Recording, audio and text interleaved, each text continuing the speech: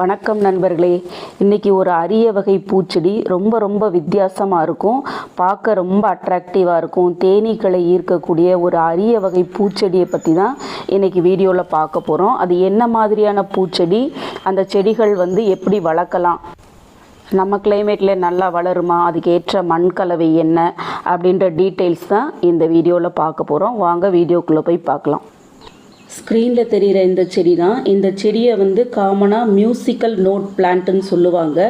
ஏன்னா இதோடைய மொட்டுக்கள் அந்த இசை எழுத்துக்கள் மாதிரி இருக்கும். அதனால தான் இதை மியூசிக்கல் நோட் பிளான்ட்டுன்னு தான் காமனாக சொல்லுவாங்க. ஆனால் இதோடைய விஞ்ஞான பேர் பார்த்திங்கன்னா கிளியோடெண்ட்ரம் இன்சிசம். மொட்டுக்கள் வரும்போது இந்த இசை வடிவ எழுத்துக்கள் மாதிரி இருக்கும். இந்த ஸ்க்ரீனில் கூட காமிச்சிருக்கேன் பார்த்தீங்களா, இந்த இசை எழுத்துக்கள் மாதிரி இருக்கும். அது விரிஞ்சோடனே 5 பெட்டல்ஸோட நல்ல நீளமான காம்போட இந்த டியூப்லர் ஃப்ளவர்ஸ் மாதிரி இருக்கும். பூக்கள் விரிஞ்ச உடனேயுமே பார்க்குறதுக்கும் ரொம்ப அட்ராக்டிவாக இருக்கும். இந்த செடிகள் பூக்கள் சாயங்காலமாக தான் பூக்குது. காலையில் இந்த மொட்டுக்கள் மாதிரி இருக்குது, சாயங்காலம் ஆனோடனே ஒரு 6 மணி ஆனோடனே பூக்க ஆரம்பிச்சிருது. இந்த மகரந்தம் பார்த்திங்களா, இந்த மாதிரி நீளமாக ரொம்ப ஒரு வித்தியாசமாக இருக்கும். இந்த பூ மனம் அவ்வளோ இல்லை, ஆனால் பக்கத்தில் ஸ்மெல் பண்ணிக்கு பார்க்கும்போது ரொம்ப மைல்டாக இருக்கும். காலையில் ஆன உடனே இந்த சூரியன் வெயில் வந்த உடனே இந்த பூக்கள் இந்த கீழே உதிர்ந்துருக்கு பார்த்திங்களா, நம்ம பன்னீர் பூக்கள்லாம் பன்னீர் மரத்துலேருந்து கீழே உதிர்ந்து கிடக்கும்.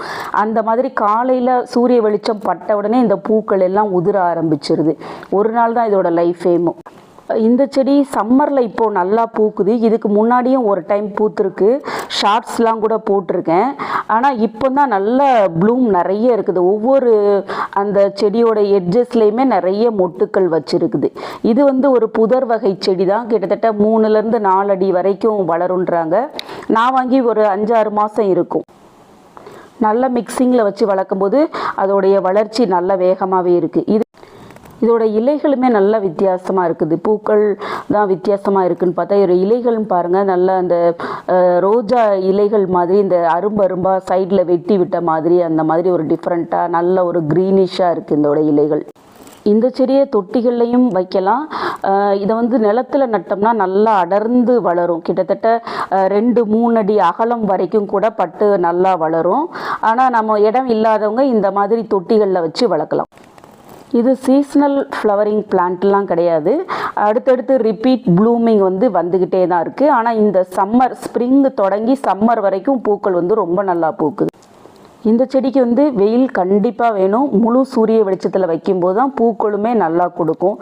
மண் கலவைனா நம்ம செம்மண் ஒரு பங்கு, செம்மண் இல்லாதவங்க தோட்டத்து மண் சேர்த்துக்கலாம்.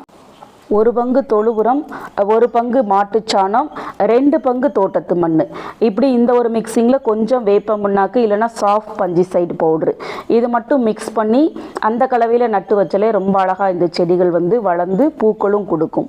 இந்த மாதிரி ஒரு மிக்சிங்கில் தான் நானும் இந்த செடியை வச்சுருக்கிறேன். கூல் கிளைமேட்டில் இருக்கிறவங்க கொக்கோபீட் சேர்க்காமல் வெறும் மண் கலவையும் அதுக்கப்புறம் சாண உரம் மட்டும் சேர்த்து கூட வைக்கலாம். செடிகள் வெயிலில் இருக்கனால கண்டிப்பாக தினமும் தண்ணி ஊற்றிடணும்.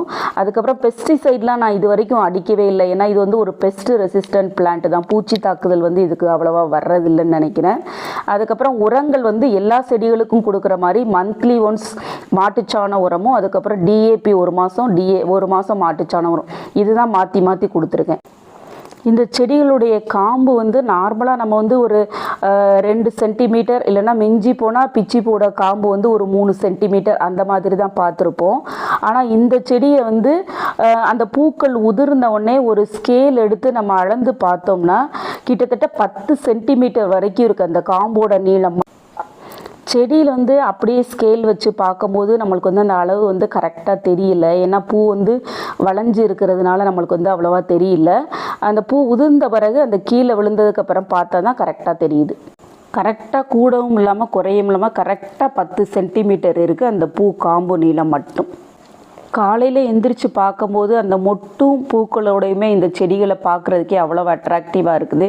தேனீக்களையும் பட்டர்ஃப்ளைகளையும் நல்லா ஈர்க்கிறதுனால இதை மாடி தோட்டங்களையும் இந்த செடியை வளர்க்கலாம். ஈஸியாக மகரந்த சேர்க்கை நடந்து நம்மளுக்கு காய்கறிகளும் பழங்களும் நல்ல ஈல்டு கிடைக்கும்.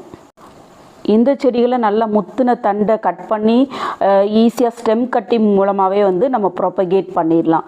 இந்த செடிகள் வந்து கிரவுண்ட் கவராகவும் வளர்க்கலாம், இல்லைன்னா பார்டர் செடிகளாகவும் வளர்க்கலாம். நல்ல புதர் செடியாக வீட்டு முன்னாடி குத்து செடியாக நல்ல வெள்ளை கலர் பூக்களோட அட்ராக்ஷனாக இருக்கும்போது ரொம்ப அழகாக இருக்கும் உங்கள் கார்டன். இந்த செடியை நான் ஆன்லைன் நர்சரியில் தான் வாங்கினேன். கேரளா ஆன்லைன் செல்லர்கிட்ட இருந்து தான் வாங்கினேன். லோக்கல் நர்சரியில் நான் இந்த செடியை பார்த்ததில்லை. இந்த மாதிரி வித்தியாசமான பூச்செடிகள் உங்களுக்கு வேணும்னா கமெண்ட் பாக்ஸில் கமெண்ட் பண்ணுங்கள், அட்ரஸ் தரேன். இந்த மாதிரி வித்தியாசமான செடிகளை பற்றின டீட்டெயில்ஸ்லாம் உங்களுக்கு தெரிஞ்சுக்கணுன்னா என்னோடய சேனலை மறக்காமல் சப்ஸ்கிரைப் பண்ணி பெல் ஐக்கானையும் ப்ரெஸ் பண்ணி வச்சுக்கோங்க. அப்போ தான் நான் போடுற வீடியோஸோட நோட்டிஃபிகேஷன் உங்களுக்கு இம்மீடியட்டாக கிடைக்கும். மீண்டும் அடுத்த வீடியோவில் வேறொரு புதிய வகை செடியை பற்றிய பதிவுடன் உங்களை சந்திக்கிறேன். அது வரைக்கும் பை நண்பர்களே.